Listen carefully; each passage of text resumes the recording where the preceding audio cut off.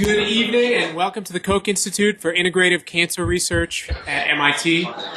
I want to thank everyone for braving the elements tonight and making it out here. I think you won't regret it. We've got a great program put together on what I think is a really fascinating topic in current cancer research. So I hope you all enjoy it. I want to go through a few orders of business here, and then I'll quickly hand it over to our illustrious speakers. First, I just want to welcome everyone. And if this is your first time coming to a With Insight program at the Koch Institute, I'll give you just a very brief intro to it in just a moment. Really, the idea is that we bring together different perspectives. Tonight, it's kind of two physicians and one researcher who's a biologist from here at the Koch Institute. Three different perspectives on a real challenge in current cancer research or cancer care. And so tonight that challenge is personalizing cancer care. And I'll kind of leave it to our speakers to go into more detail about that. I also want to welcome members of our leadership council who are here, who do a great deal to support all that we do here at the Koch Institute. And briefly, if this is your first time coming to the Koch Institute, I'll just say a few words. We're still kind of a very new building. We just finished less than 2 years ago. And we bring together expert biologists, some of the leading minds in the world in understanding cancer, with an equal number of engineers kind of best and brightest at solving problems. And our hope is that by pooling those two ways of thinking about the world, that we can really advance the effort to take ideas from the lab and quickly and efficiently bring them to a place where they can help cancer patients. So that's kind of what we're all about. And if you want to learn more, I encourage you to check out, this is a bit washed out for some reason, but our website is just ki.mit.edu. There's a lot more information there. And finally, I'd also like to mention there are a lot of ways to get involved with the Koch Institute. And you can see some of those under the support tab of our website on the upper right. But also, if you're interested in supporting events like this, our education and public outreach efforts, as well as the galleries that we were just in, and our school group programs, which are an ongoing effort. If you'd like to support that, you can become a Within Society, we call it WIS, which is a benefactor group that supports those educational efforts at the Koch Institute. And not only do you get kind of the enjoyment of being a part of that effort, you also, each member of the Within Society gets to take home a set of these prints like this one on the easel here, very lovely prints from our annual image awards. So with that, here's an example of another image. But with that, I'll kind of stop talking and hand things over to what you're all here to see tonight, our speakers. So our first speaker is Nikhil Munshi. Dr. Munshi is an associate professor of medicine at Harvard Medical School and also a physician in the Department of Medical Oncology at Dana-Farber Cancer Institute. He's the associate director of the Jerome Lipper Myeloma Center at Dana-Farber. And his research focuses on identifying targets and developing molecular therapeutic strategies for multiple myeloma, including immunotherapy and immune gene therapy. So with that, I'll turn things over to Dr. Munshi. Thank you very much, Alex, for such a cold first of the season snow welcome. Nice event, wonderful facility here. I'm going to talk about multiple myeloma and how the need for personalizing medicine in this disease. As some of you may know, it's a B-cell cancer, malignancy of plasma cell, which if you do bone marrow, you would see clonal plasma cell like this. And for diagnosis of this disease, we need to see a monoclonal protein, immunoglobulin, monoclonal plasma cell in the bone marrow, and then some end organ changes, predominantly being bone disease, bone lesion. Now, this is what we have been doing for the last 50 years for diagnosis, and this is still what we do for diagnosis. What we have added now in the last few years are some newer tests to understand the disease better and maybe apply some risk stratification. So we do free light chain, fish cytogenetics, and some of the changes, do more PET scan and MRI, and some of the newer genomic studies which now inform the disease better in regards to its behavior. A second important part of this disease is how this tumor or cancer survives in the bone marrow in the context of the bone marrow microenvironment. So if you look at treatment and this interaction between tumor cells and microenvironment, in old days, which is 50 years ago, all the drugs were killing myeloma cells. That was the whole focus. Now, with better understanding of this interaction between the tumor cells and bone marrow stroma and other microenvironment cells, all the newer drugs being discovered and looked at not only try to kill the tumor cells, but also change the microenvironment in a favorable way to control tumor growth. And this is what is driving the newer therapies in this disease at the present time. So we have 5 new drugs which have been validated and approved for treatment of patients in the last 6 to 7 years. They've been all approved by FDA, and patient survival has increased from what it used to be 3 years, 10 years ago, to now more than 7+ years, and it's increasing by the day to getting closer to 10 years now with all the new drugs and some more that are already in the pipeline. However, the disease still remains not curable. It is controlled, but patients still die from this disease. So we have need to do better than what we have done so far. So our current direction is to use some of these newer technologies, predictive genomics, to identify the relevant changes that take place in the tumor cells for a few purposes. One is, what are we predicting? We're trying to understand the biology of the disease, risk category of the disease. While doing this, we identify new targets, validate them, and identify new drugs that can be used against those targets. And then end up doing therapeutic trials and treatments for these patients. Eventually, to maybe find the right drug for the right patient, as we will see later in the detail. So using these technologies, quite a few years ago, Faith Davidson in our group, almost 9 years ago, did old-fashioned gene expression profile and identified that when normal plasma cells become pre-malignant to malignant to very aggressive disease, there are a number of genes up or down regulated that helps the transition from one to other stage to the next stage. And this has allowed us to actually find the targets that we have been using for some of the newer treatment and some of the newer development of therapies and combinations. So this has been very useful. Similarly, the expression profile has helped us identify risk stratification. This is one of the 70 gene models that was developed by a group from Arkansas, which showed that you can identify patients with good, intermediate, and poor outcome based on the expression profile. There's another group in France which also identified a 15 gene signature. The other one was 70 gene. This is a 15 gene signature. And you can see that patients between good risk and poor risk are quite clearly separated. The interesting point in this is that between the 70 gene signature and the 15 gene signature, there is not a single common gene. They're totally separate. And that tells us that the biology of the disease, the redundancy of the system, and that there are a lot of things that we still need to understand to make this applicable to a given patient. So what we have looked at is, can we predict which patient is going to respond to what drug? If we can pick the right drug for the right patient, I think we would avoid a lot of problems. So we looked at a number of data sets, number of samples and different platform expression profile, different treatments, similar treatments in some cases, and we looked at, can we predict patients whose myeloma is totally going to disappear in what we call complete remission. And proportion of patients in these groups ranged from around 30 to 40%. So we're trying to look for those 30 or 40% patients who are going to achieve complete remission. And we use all high-powered techniques available across the street to see what kind of best algorithm, statistically and bioinformatically speaking, we can develop. And some of them are listed here, the list goes on. The bottom line is that our ability to predict complete response by using any of this method and the expression profile that we had in this patient, the accuracy was around 60%. So if I flip a coin, I will be accurate around 50%. So this is how much more we do with having 30,000 gene profile to answer it. So that's not good enough. Why this may be?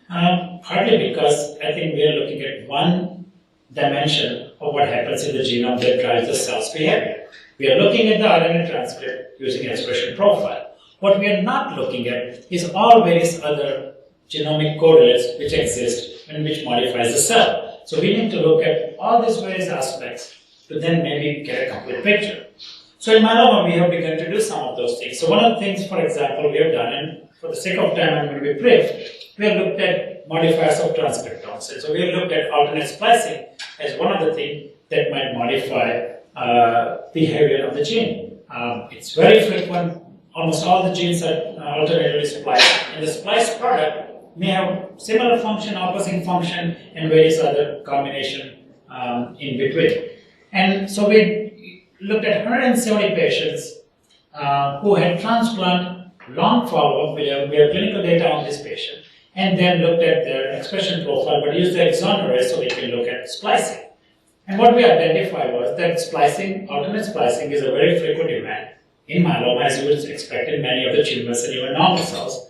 And this alternate splicing can also predict patient's outcome. So for example, for this particular gene, if you look at patients with good risk or a good outcome and group of patients with poor outcome, the overall gene level is no different. However, for this particular gene, if we look at only one exon, you can see there's a difference for exon 4. So a spliced product with exon 4 can separate a good risk patient from a poor risk patient. We can develop an unsupervised clustering, and if you look at it a little bit differently, that if you look at patients with low or high expression of a given gene and look at their outcome separated by median expression, there is no difference for this particular gene. But now we look at only exon 6 for this gene, high or low expression, the curve separates. So splicing plays a good clinical role in understanding what may be happening clinically. Similarly, microRNA. I won't go into details of all the data we have on microRNA in some of these patients, but we have microRNA data on same patients with expression profile. And we're beginning to look at some sort of loop, what we call feed-forward loop, where transcription factor, a gene, and microRNA develop a loop to control each other. A disturbance in this loop may lead to a pathway that is activated, leading to malignant transformation. There are 62 loops identified in myeloma that may interact, may provide us better information about how this patient would behave. And finally, the thing that everybody is currently doing is looking at the genome and see, do we find mutations which are specific for the disease?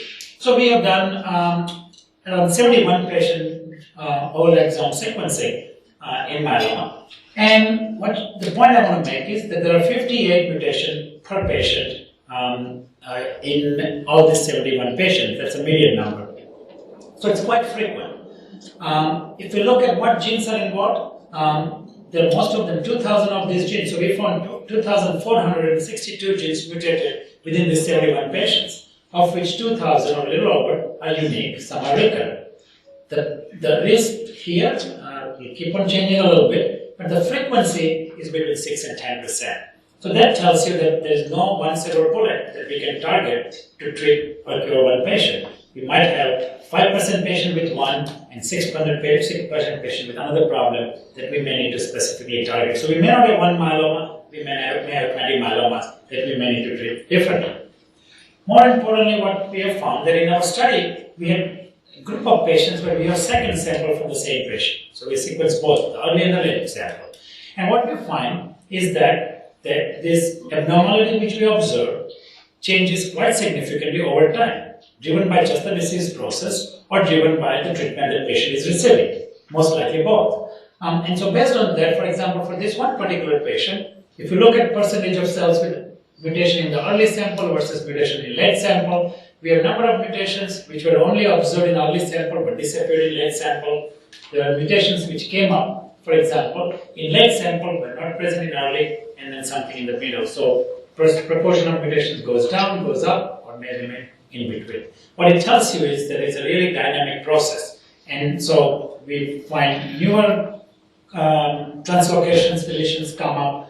We can, for example, a good example of a new mutation coming up from early sample to late sample. And we also see a lot of copy number alterations. So you can see in the early samples versus late sample, there's a significant difference in how the copy numbers have changed. So not only there are multiple variables that we look at in the beginning, but with time, we may need to repeat some of this to remain personalized or specific for the patient. So This clonal evolution, for example, looking at another way, if you look at mutation burden in the early sample and mutation burden in the late sample, you can see that some of the clones disappear while new clones come up. And so we need to target, forget the old, go to the new. So some of these things will keep on evolving. We'll find new targets that we can then specifically utilize. I'll give one example. From the clinical side, I need to give a clinical example of how this then taken to patients. So one of the targets identified in myeloma is DKK1, DKOF1, which is a Wnt signaling pathway intermediate that is important for causing bone disease in myeloma. It suppresses osteoblast and it activates to an extent osteoclastic activity. So DKK1 is a good target if you want to treat myeloma patients, especially for bone disease. So there's an antibody against DKK1 developed because it's a cell surface protein.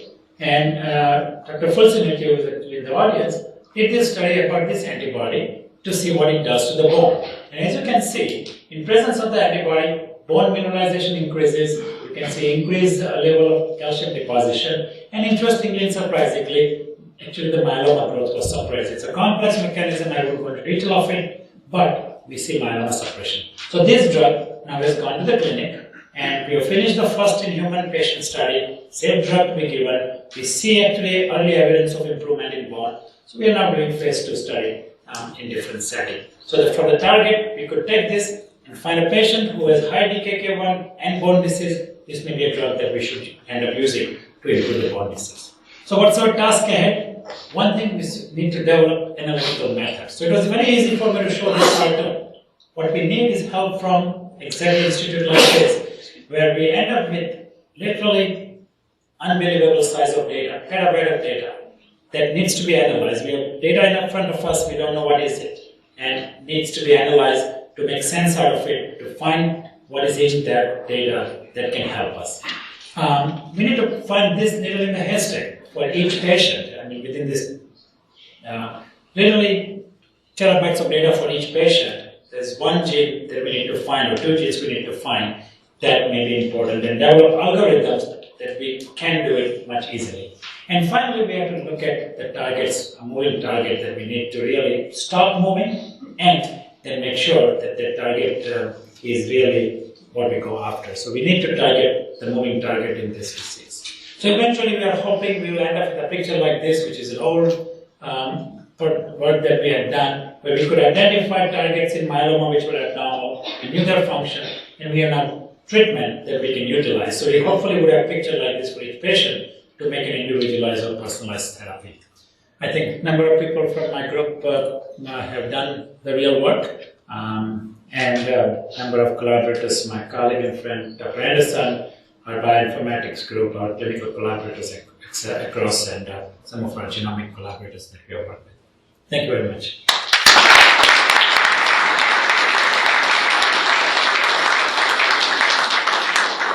So we have a few minutes now that we can devote to Q&A with Dr. Mochi. So if you have any questions based on his talk, I encourage you to share them now. If you can just wait till Heather and Sarah are coming around with microphones. So for the purpose of our recording this, if you could simply ask your question into the microphone. One slide showed that you are doing human trials. Mm-hmm. So could you elaborate a bit on that? What kind of trial? Right. So that particular trial that I showed was for the antibody targeting this particular DKK1 molecule. And so that's in clinic through the early phase and now to the next phase. So it's just the one molecule. This is particularly one molecule. We have a number of molecules which have gone to clinic. Either they've come out of really genomics work, some of them have come out from signaling work, but then they have been taken to clinical setting in a different sense, all directed at myeloma. More questions for Dr. Mochi? You mentioned that you had, thousands of, or like 2,000 mutations or something. How do you determine what's signal and what's noise in that set? So actually, originally the detected mutations were much more than that. So all these mutations have been reconfirmed by resequencing. So we know these are real. Which one of these are drivers, which of these are bystander? I think we need to go after some of them in some careful way. By statistical analysis, if it's only unique, I think we probably would put it as a less important target. If they are more recurrent, they might come up on the list. So the list is where we start with from the top, or at some point the top 3 are RAF and RAS. But go down the list and then take one at a time. Also, I think that's where connecting with other databases for other malignancies would be important, so that you could see what else is important for other malignancies, and then apply that knowledge to selecting the right one.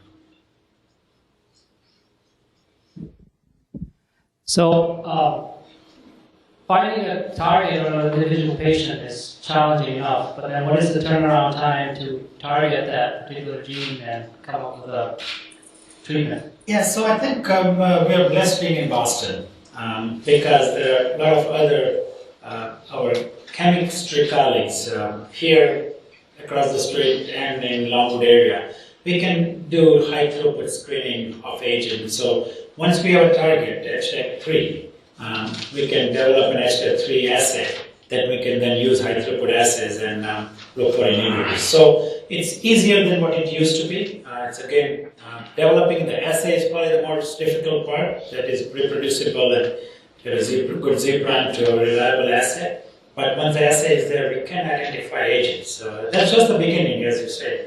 Then analyzing that 20 different inhibitors that might be effective, and then nailing it down to one that may be most important would be the next step. But it's not as difficult anymore to find a specific drug to go after a target as it used to be before, especially if you know the function. If it's a totally unknown molecule, then I think might require more work.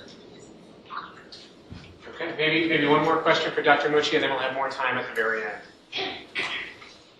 Dr. Murthy, I want to ask you, according to you, what do you think how far we are from reaching to that state where we say that we put hit these 5 or 6 or 7 or 10 targets, and we can make a solution for most of the patients? And my second part of the question is, how far do you think is the nanomedicine could help in this kind of a delivery or hitting the targets? So I think Vincent might probably talk about that we are closer than we think about this, identifying smaller number. It may not be 10, it might be a little bit more than that, but smaller number of genes that may identify subgroups of the disease, this one particularly or others, and then we can pick the right drug or right subgroups of drug for that thing.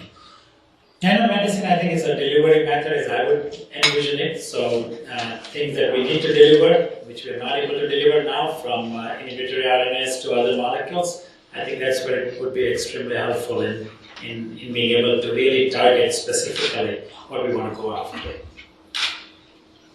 So maybe one more. I was curious, is there a reason that you know why chronic myelogenous leukemia was such a simple case, and why these others are not proving to be similar? That's a super question. So I do not work on CML, but I asked my CML colleagues to see if you did the same 2 or 3 or 4 sample analysis, how much evolution do you see? And surprisingly, although that's such an intuitively straightforward, important question, I haven't seen them give me an answer about whether it changes or not. Everybody thinks it's very interesting. It's 922 translocation, remains 922 forever.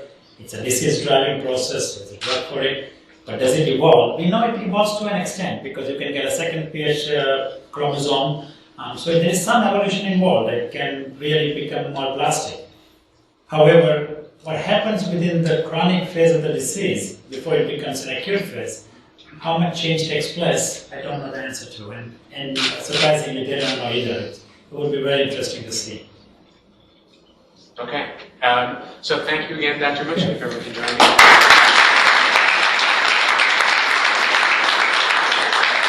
And again, if you had a question and didn't have an opportunity to ask it, there will be more time at the end for questions. But in the meantime, we will move on to our next speaker, and that is our own Dr. Michael Heeman.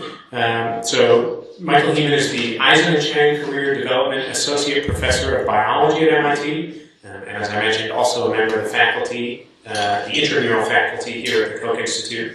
His lab investigates the genetic basis of both intrinsic and acquired resistance to chemotherapeutics. with the aim of identifying new drug targets and strategies for targeting the vulnerabilities of specific cancers. So please join me in welcoming Professor Heeman.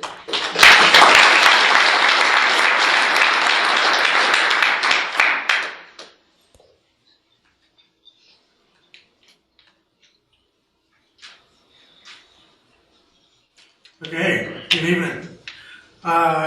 It's a pleasure to be here. Nice to see so many people out.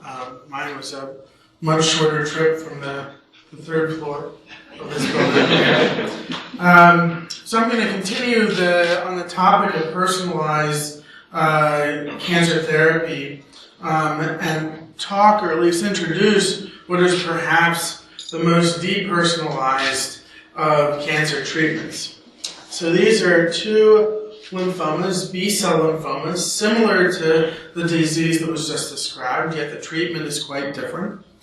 And lymphomas are treated very much the same way, regardless who has them or where they are. In fact, treatments for myeloma or treatments for B-cell lymphomas have essentially been the same for the last 60 years. You get identical therapies regardless where you are. The problem, of course, is that if we're looking at lymphoma A and lymphoma B, they may be pathologically indistinguishable, they may look the same to a clinician, and yet they may have an entirely distinct response to frontline chemotherapeutic. So this tumor may respond very well, and this tumor may respond very badly. So what is the difference between lymphoma A and lymphoma B? Broadly speaking. B's resistant. Sorry? B's resistant. Well, right, but what do we think? I mean, just listening to the last talk, what do we think is, what underlies this kind of resistance? Just very generally. Different gene mutations? Mutations, exactly, right? So all we have to do is identify the mutation that is present in B that causes it to be resistant to chemotherapy. Of course, as you just heard, that problem is not as simple as we'd like. So this is a normal set of chromosomes colored by a technique called spectral karyotyping. And this is an example of the karyotype of a particularly complicated cancer cell. What you can see is there are a massive number of alterations. So first of all, there are many more chromosomes than a normal cell, and there are lots of translocations, so they're twisted. They have lots of material loss and material gained. And so just looking at this, it's really impossible to tell what the problem is. And even if we just focus on two chromosomes and an end stage, in this case breast cancer, if we're looking at gains in copy number above this dotted line and losses below the dotted line, there's just a massive number of alterations in individual cancers. And it's very difficult just looking at this to tell which were relevant for tumor development, which are bystanders, which are going to impact therapeutic outcome, which represent meaningful drug targets. And so here at MIT, we think a lot about things like bridges, and I'm not an engineer, but I can tell you that this bridge has considerable problems. But just looking at this bridge, it's really hard to tell which are the problems that actually caused it to fall down in the first place. The vast majority of these problems actually occurred as a consequence of it falling. And so, like any good engineers, our approach to the problem is to try to model the solution. And so specifically, we model this problem both in tumor cells and in mouse models. And the advantage here is we can do clinical studies that are outside of patients. We can actually introduce genes into tumor cells or into mice. So we can look at the effect of a defined alteration on therapeutic response. And we can also inactivate genes using this technique called RNA interference. So RNA interference was developed by a guy named Andy Fire, who was a postdoc at this cancer center, or at least one of us across the street, but developed a technique that essentially allows you to pinpoint individual genes that you think are interesting or maybe relevant to the process of drug resistance and go in and test individually to see whether they're meaningful. And so essentially, we have tools that allow us to reconstruct cancer genomes. So we can overexpress genes using retroviruses. We can suppress genes using RNAi, and so again, we can start to recapitulate and model this broad spectrum of changes to see if we can recapitulate the effect of this constellation of alterations on therapeutic response. And so I thought I'd give you an example of this kind of approach. In this case, this example is focusing just on two genes, a gene called P53 and a gene called ATM. And we're interested in these two genes because they're highly mutated in human cancer. So P53 is perhaps the most mutated cancer gene, mutated in 40 to 50% of all cancers. And ATM is mutated in about 10% of all cancers. So they're very relevant cancer genes. Interestingly, though, they're also known to be central mediators of chemotherapeutic response. So most chemotherapies are DNA damaging agents. And so in response to DNA damage or DNA breaks, you have signals that are transduced through genes like ATM and P53. And these genes ultimately decide whether a cell stops growing or a cell dies. And this difference between arresting and dying is really critical for chemotherapy. It's really a central determinant of chemotherapeutic response. So cell death is a good thing in response to chemotherapy. We want tumor cells to die. Cell cycle arrest is a bad thing in general because cells that arrest have an opportunity to repair DNA, and once they repair DNA, they start growing again. So we wanted to know essentially what is the effect of ATM and P53 or the loss of these genes on this balance between cell death and cell cycle arrest. And so again, we have these tools, these RNAi tools and retroviruses, so we can actually look at the effect of individually deleting one of these genes or both of them in mice on ultimate therapeutic response. And what we found is the status of these genes actually makes a really important difference. So, for example, in situations where we have normal P53 and normal ATM, cells undergo cell death, and the tumors regress, and there's good overall survival. But if you're mutant for either ATM or P53, instead of dying, you undergo a cell cycle arrest. And as I said before, that arrest gives you an opportunity to repair DNA, and so these tumors continue to grow, and there's really no response. So these tumors are resistant. Finally, and curiously, if you're actually deficient for both of these, you can't arrest in a normal way, and you undergo this really weird kind of cell death called mitotic catastrophe. It's a little bit like a car with no brakes. You can't stop, and you just sort of plow into this mess when you're trying to undergo cell division. And this is actually a good outcome. It's like cell death over here, so you have tumor regression. And so this at least provided a hypothesis about what might happen in human cancers, and that is that if you have an ATM or a P53 mutation, it should correlate with poor prognosis. If you have neither mutation or both mutations, it should correlate with good prognosis. And we're actually able to examine this in a cohort of breast cancer patients. And consistent with our hypothesis, if you have normal P53 and normal ATM, survival is quite good. But if you're mutated for ATM, you have poor survival with wild-type P53. Consistent with this, if you have just a mutant P53 and a wild-type ATM, you have poor prognosis. And in those very rare cases where you have mutations in both, you have good overall prognosis. So this tells us something perhaps about the way that we can stratify or predict outcome in a cohort of patients, but it also tells us something perhaps in terms of clinical design. So if we know that having mutant P53 and functional ATM causes arrest and poor prognosis, and mutations in both cause cell death and good prognosis, what do we want to do in that tumor?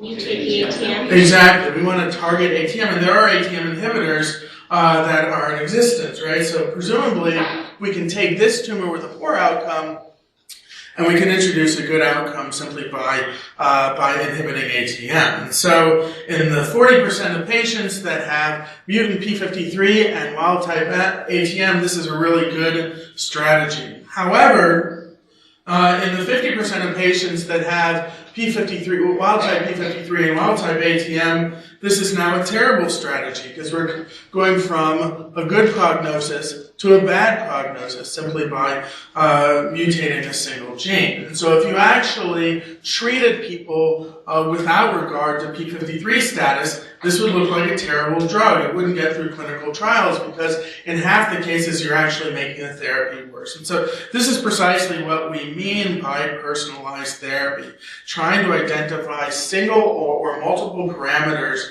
that are going to make individual agents work better in subsets of patients.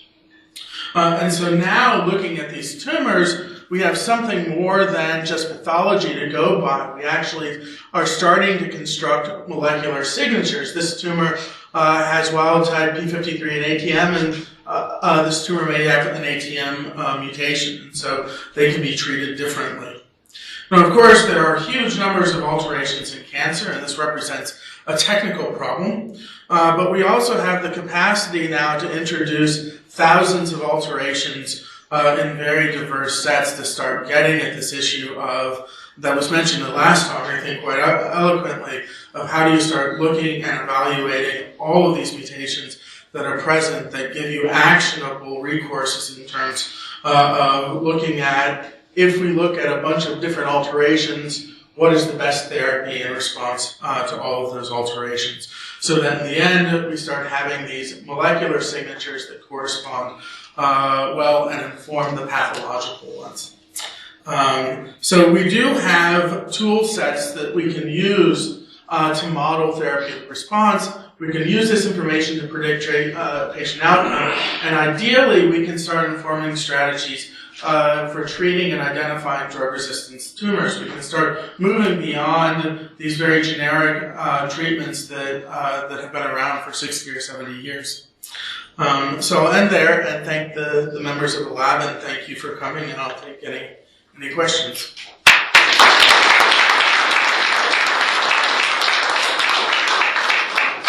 Questions for Dr. Heeman? I see one right in the middle here.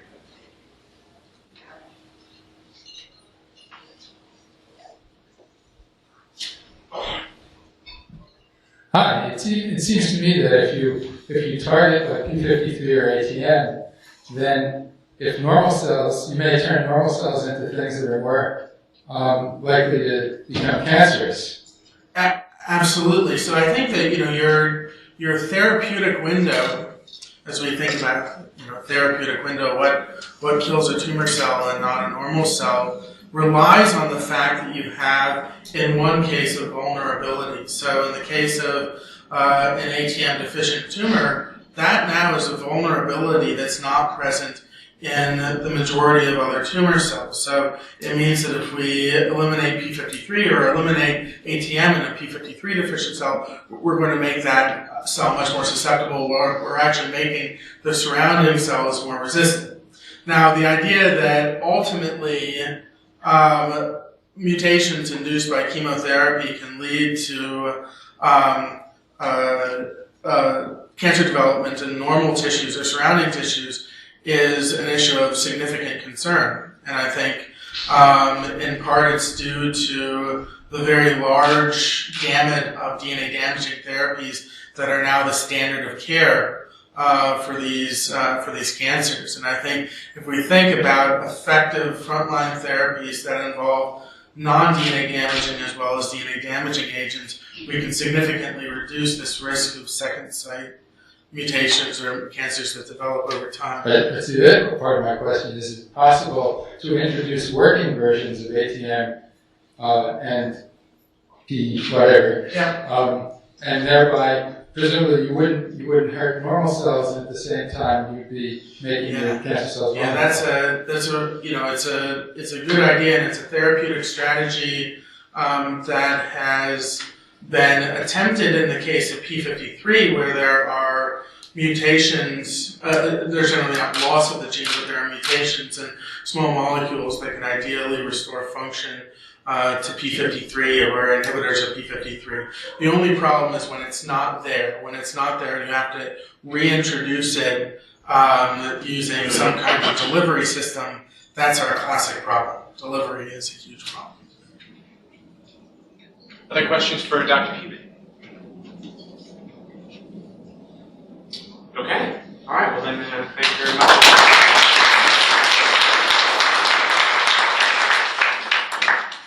And again, if you think of questions, save them for the end. In the meantime, we will move on to our third and final speaker of the night, and that is Vincent Miller. Vincent is the Senior Vice President for Clinical Development at Foundation Medicine, a company based right here in Cambridge, just around the corner, in fact. He joined Foundation Medicine last year after spending nearly 20 years at Memorial Sloan Kettering Cancer Center, where he served as an attending physician, and where his lung cancer research culminated in work that was critical to the identification of EGFR mutations that can lead cancers to be drug sensitive or drug resistant. So please join me in welcoming Dr. Miller.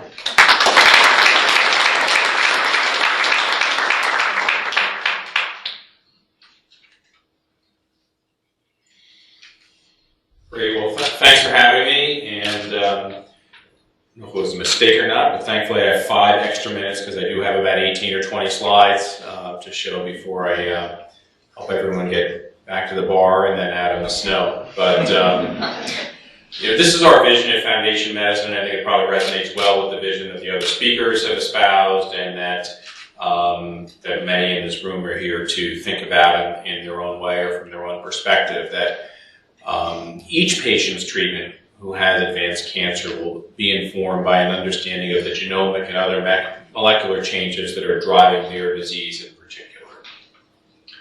And we can envision how we think about cancers, as you've seen tonight, as in a couple of ways that both point to the need to analyze a cancer more comprehensively than is commonly done in the clinical setting. The first is displayed on the left in this 3D plot where you have tumor type on the x-axis, genomic alteration on the y-axis, and frequency of that tumor gene unit on the z-axis. And for example, if you think of something like BRAF, where we know it's mutated in a substantial percentage of melanomas, there are also BRAF mutations, the same BRAF mutations scattered with varying frequencies across other solid tumors. And certainly in a subset of those, almost undeniably, there will be sensitivity to BRAF inhibitors.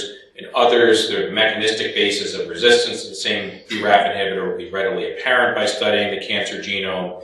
And in others, there may be coexistent or superseding drivers of the cancer, but clearly a need to look more broadly. And similarly, as you just saw a small snapshot of with the previous talk, looking at pathways, genes that converge downstream to have the same effect. And for example, in one pathway that's commonly talked about is this PI3 kinase, AKT, PTEN axis. And if you look in any given gene in a tumor type, you may only find a mutation in 2 or 3 or 5%. But if you look in the genes that are interrelated and sort of lead to convergent downstream signaling at a high level, you can find alterations commonly in 60, 70, or 80% of tumors. And how can one really interpret what happens in a clinical trial without having a comprehensive understanding of the tumor type? So I'm going to switch to a case. You heard I took care of lung cancer patients. This is a lung cancer case, and I think it'll sort of bring home the power of genomic testing that's available clinically in 2012. And our test is CLIA approved. We've been CLIA approved for more than a year now, and have been receiving samples from many oncologists in many countries. But this is a young woman who didn't smoke cigarettes, who presented 2 years ago with visual changes, and amazingly found to have metastases to her retina. Believe it or not, this actually does happen to someone who didn't smoke. It's not rare. And she was found to have metastatic lung cancer. And we have great in-house testing at Memorial, a very sensitive test, sequenome-based testing, but it only looks for alterations in about 8 genes, 60 mutations across 8 genes. It's very discouraging as an oncologist to get a report back where nothing's found, because then basically you're destined to a life of empiric therapy, choices for that patient, and no obvious targeted therapy.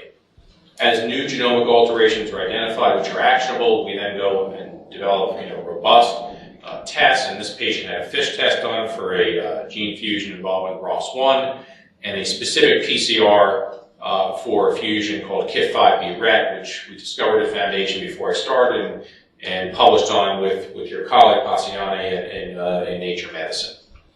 And so this individual didn't have an actionable genomic alteration prior to having our testing. It was begun on systemic chemotherapy more than 2 years ago. By lung cancer standards, she did relatively well.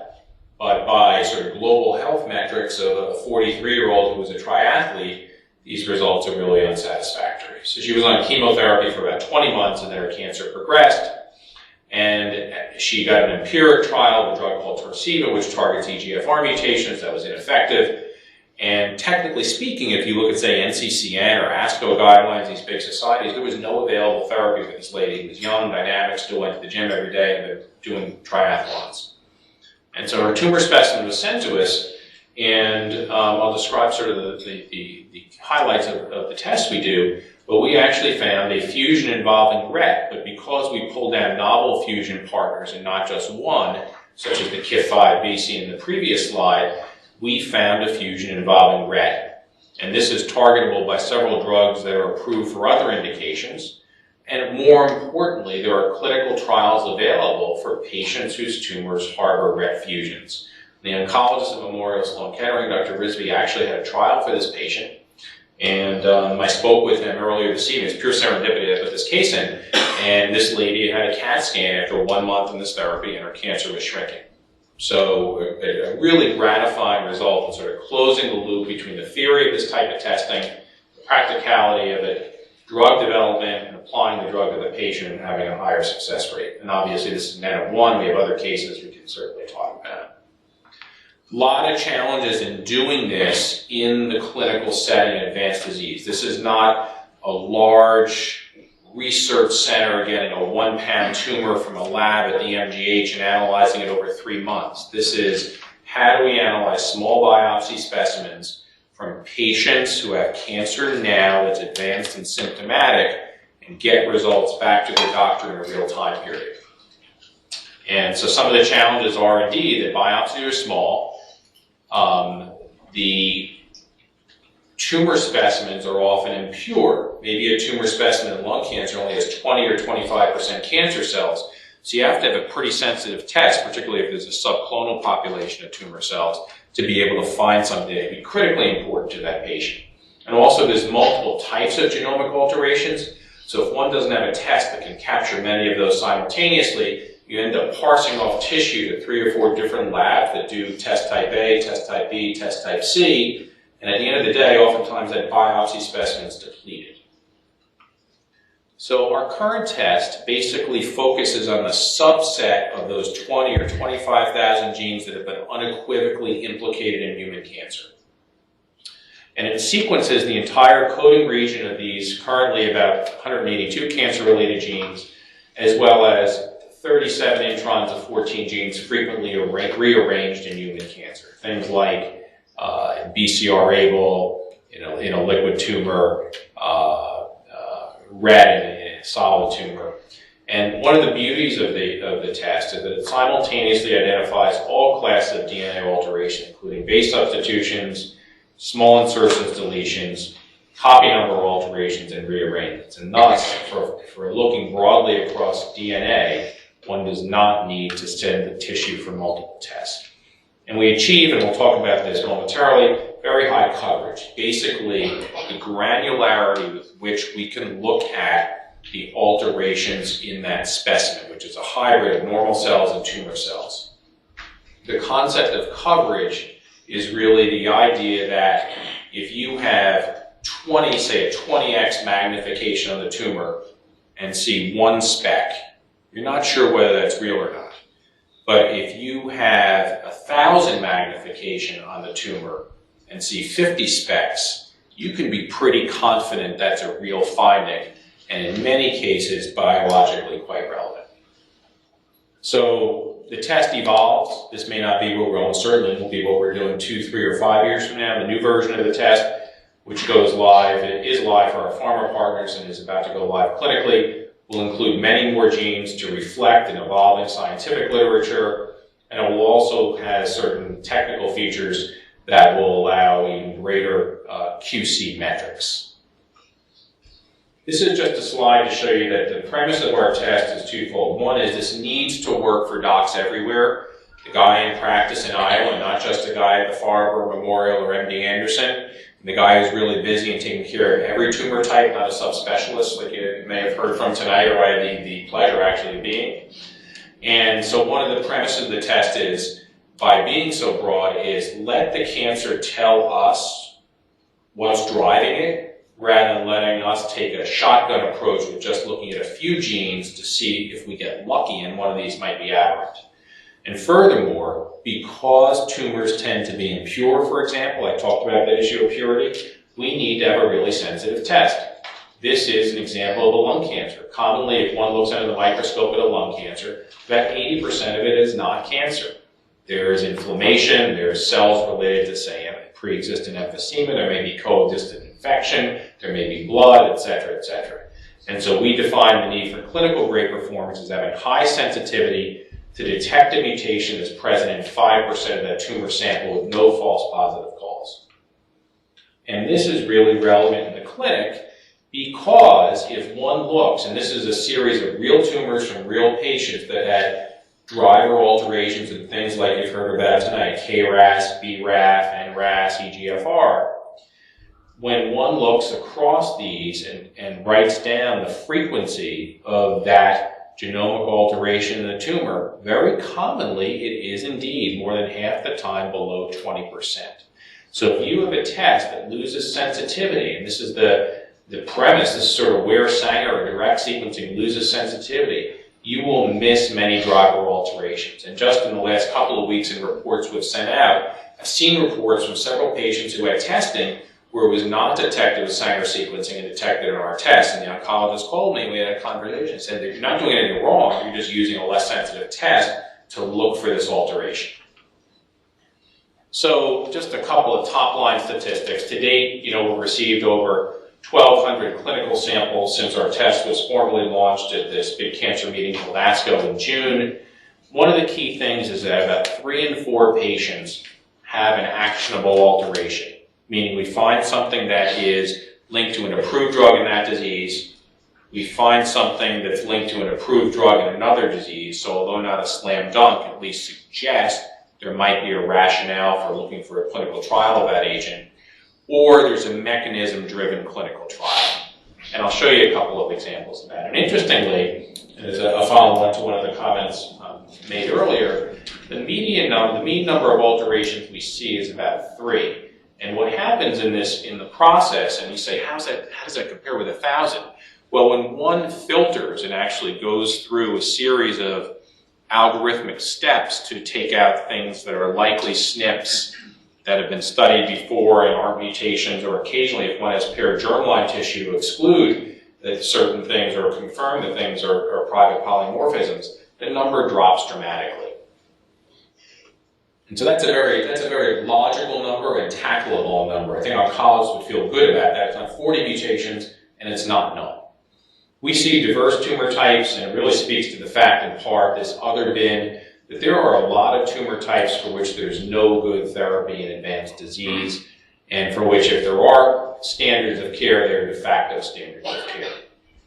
One of the upsides of using a comprehensive approach of focusing on the genes, but focusing on the genes altered in cancer, is that you dramatically augment the number of actionable alterations found. So we created a theoretical test, it doesn't exist commercially, that merges various platforms using what we call hotspot, or very focused testing, looking for predefined mutation sites, hotspots in a given gene, such as EGFR or KRAS, as well as 2 common genes that are either amplified or rearranged, HER2 and ALK. And this is the proportion of the alterations found in our test, the actionable alterations that would have been detected by hotspot. So we more than triple the size of that pie. This is just a couple of examples. Adrenocortical carcinoma, if this recurs or is metastatic, there's no good therapy. If you look in guidelines, you might find one chemo or one type of chemo that's listed. It's associated with a lot of toxicities you've heard about from some of these chemos and very short-lived efficacy. In this particular tumor, we found a common theme of amplification in cyclin-dependent kinase 4, CDK4, and another gene which is in very close proximity to CDK4 called MDM2. Both of these have classes of agents in clinical trials, and so would provide a much more rational approach for treating a patient who had this unfortunate condition rather than just putting them randomly on a clinical trial of something with no mechanistic basis in this particular case. Here's another tumor type, and again, I focused on the less common tumors because collectively these make up a lot of what we see. This is a gallbladder cancer. No one knows really how to treat these. These sort of the type of chemotherapy we've extrapolated from the things that are anatomically close, like colon cancer. But this tumor had mutations, something called PI3 kinase, FBXW7, an amplification in gene in two FGFR genes. All of these have drugs in various stages of clinical trials, but with various degrees of evidence, there's optimism that one or more of these will be real classes of drugs and there are real agents out there now being tested. Another example, this is an odd salivary tumor, salivary gland tumor that does occasionally become metastatic. And when it does, there's no standard chemo, no approved chemo. There are a couple of standards that are ineffective, cisplatin-based therapy being one of them. And these are all alterations targetable by drugs that are either in clinical trials or approved.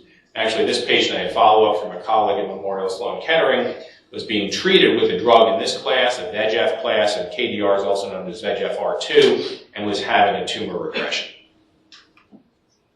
So one of the themes is, you can't outsmart the tumor. You got to look broadly because you see this long tail of genomic alterations, meaning that a priori you can't say what's in a given person's tumor, no matter how astute a clinician you are. And we actually truncated this, but of those 182 genes in our panel, we've reported out on 155 of them in that first 1,200 specimens. So these clearly all, or vast majority, do occur. So I'm going to stop there, and sorry if I went a little bit over, and tell you how sort of I think about cancer, and I think it's well represented or described by this blueprint from our big cancer society, or one of the big cancer societies, the American Society for Clinical Oncology, or ASCO. Cancer will no longer be identified primarily by the location in the body where it begins, but by its panomic characteristics, the complex combination of patient-specific molecular characteristics that drive the development and behavior of each cancer. Over the next decade, and I would submit to you, it's here and it started and it's ongoing, researchers and clinicians will have the tools to quickly conduct a panomic analysis for every patient with cancer. This will include an evaluation of the patient's genomic makeup and a molecular characterization of their cancer cells. And I'm just happy to be sort of caught up in the tsunami of molecular observations, discovery, and the opportunity to bring testing like this to patients to better inform decision making. Thank you very much.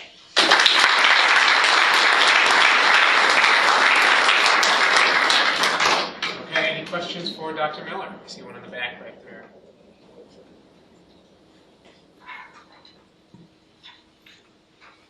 Yeah, thanks. How do you typically get the patient samples? Do you just work with certain doctors, or do patients go to their own physician and say, I'd like to have my sample sent to your business to be tested? So all the testing is done right here at Kendall Square. It's pretty complicated stuff. It takes a lot of smart people from this area to do it properly. And generally the test is ordered by a physician. It may be in some cases that the patient read about it and said, can I get this done? And the doctor then orders it. But it is ordered by a physician, usually the treating oncologist or occasionally a surgeon or a radiation doctor or a pathologist, and then the specimen's mailed to us. Thank you. Okay, I see another question just over here. To what extent do you think that this type of testing will drive changes in kind of the regulatory and approval processes in terms of, right now, drugs get approved for different organs and, take kind of a long time to go through each of these trials. Do you think this is sufficient to drive changes in the way that drugs are approved, such that they're approved for, this is a P53 tumor rather than a lung cancer tumor or things like that? That's a great question. There's a couple of things embedded in there, I think. One is, how many patients do you need if you have a really good result to convince regulatory authorities that the benefit is real? And I think based on the approval of, for example, crizotinib in lung cancer, one no longer needs, a 600-patient randomized trial. And I think the FDA is quite comfortable with that from what I've observed in informal conversations with them. The other piece is, what leap of faith is involved or not involved to translate results, across a given alteration from tumor type to tumor type. And we know from diseases like certain melanomas, melanoma versus colon cancer at BRAF V600E, there's not necessarily the result is translatable, although there is clearly, a sensitivity to BRAF inhibitors in lung cancer. So I think that these bucket trials, if they contain, adequate subsets of patients across different tumor types, my personal opinion might well suffice. But one can't go in with a wishy-washy outcome. You could have blowout results by oncologic standards. I saw another question right in front of you. Yes? I was wondering if you, say, you find a mutation, the FGFR mutation, how do you know which signaling pathway the cancer is using?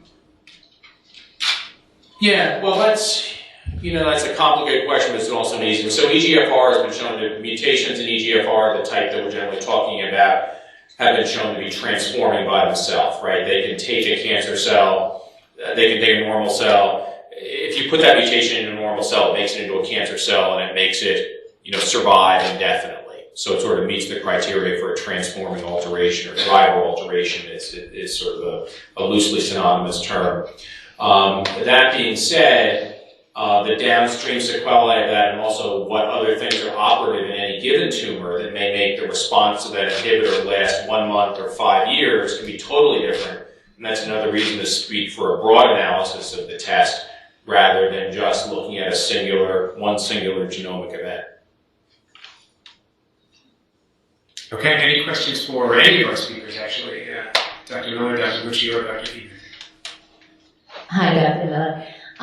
What do you think of companion devices, following up on some of the questions, and do you think that's going to make the FDA be a little kinder and easier on therapeutics? Companion diagnostics? Companion diagnostics to go with the therapy.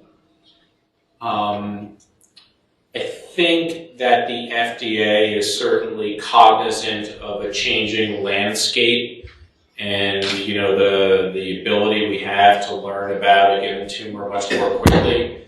But as you know, just from hearing the challenges and what's involved in developing a singular test for, one drug, it's still a big learning curve, and they're trying to get their hands around it. Even more so, I'd say, when people talk about, reimbursement and things, the issue is part of it is that the technology and what can be done in the clinic is so far ahead of the understanding of many who have to make these decisions that it's really a little scary. And absent knowledge, people will tend to turn away and go back to what they know. So there's a huge educational gap on multiple fronts. Is there any connection between the DNA of the cancer and the DNA of the individual?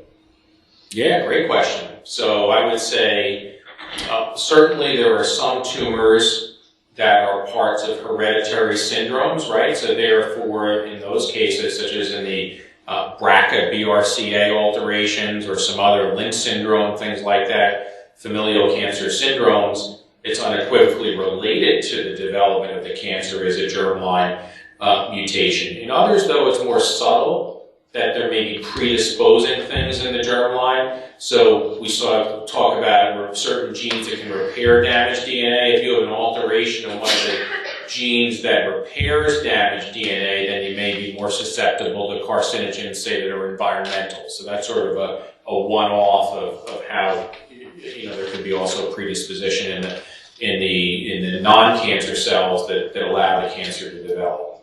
Do you ever use that as part of the investigation? There's companies that have done very well. Like a company called Myriad Genetics uses the hereditary breast cancer. Our test is focused on detecting somatic alterations, meaning the ones specific to the tumor, but oftentimes we'll find mutations in BRCA1 or BRCA2 or these other genes, and we'll put language in there that testing of a blood sample or a swab from the inside of the mouth it may be indicated to determine if this is indeed part of a hereditary syndrome or not. Thank you.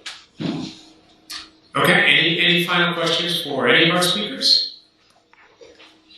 I actually have one question for maybe all three of them, which is, we've been kind of talking about identifying and understanding mutations that are specific to different individuals' cancers.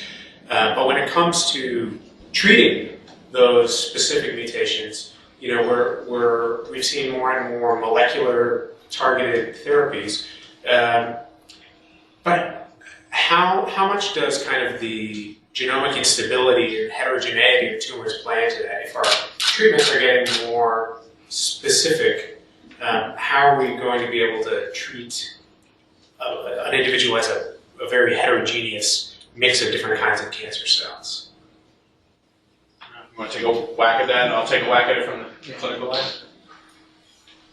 So that's a very important question. So the successful drug, if you look at any cancer, and I would speak more for myeloma, the successful drugs are the dirty drugs. They do not have one target. They have multiple target, thalidomide, for example, in myeloma, proteasome inhibitor in myeloma. If you ask me, and we have worked on proteasome inhibitor quite a bit, and it's one of the very good drugs for myeloma. If you ask me how does it work, I can give a 1 hour lecture, which means I don't know. So those are the good drugs, and that's where your question is very appropriate, that if we end up targeting only one gene, which may be abnormal, it's very likely that the cancer is going to develop resistance to it very quickly. Dr. Hammond described in many other mechanisms, and that it will stop working. And so we may not be entirely successful in many settings just targeting one. However, there are many mutations which are really driver mutation, which is driving the cancer, and they may be successful. So moving forward, I don't think there will be one bullet for one cancer for one patient. There might be more than one bullet needed, and we can identify all of them within the test you do. You get 3 mutations, and you can target all 3, and or combine it with something else in some sequential fashion. And moving forward, I think somehow stop the instability. So the research we are doing is to stop it from evolving, and then one target may be good enough. You want to add anything, Mike? Yes, I would say at least one interesting approach to that question is to think more about the process than the mutation itself. And so there are at least a number of therapeutic approaches that take advantage of instability itself. So people think of cancers as robust systems. They're not. They're actually sort of exquisitely sensitive systems. And they acquire repair defects to mutate or to acquire additional mutations.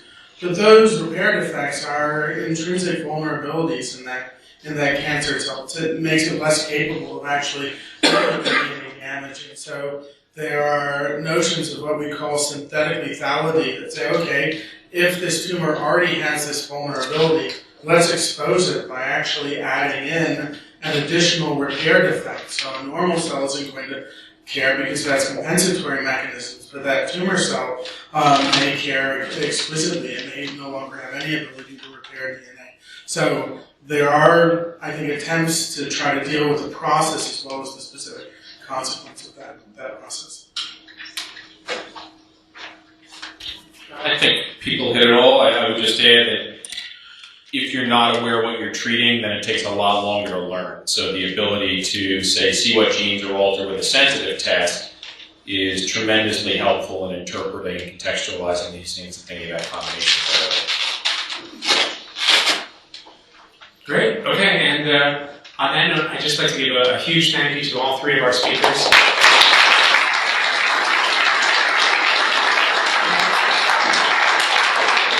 And to all of you for coming out in the rain and wind and snow and all of that, joining us. And I hope you'll join us again. This series will continue. This is the last of 2012, but we'll continue next year. And we're still setting some of the dates, but we know that near the end of March, we'll have another evening event that introduces the new images that go up in our gallery, new images derived from biology and bioengineering research at MIT. So we'll kind of reveal the story behind those images in March, and I hope you'll join us then. Thank you all very much.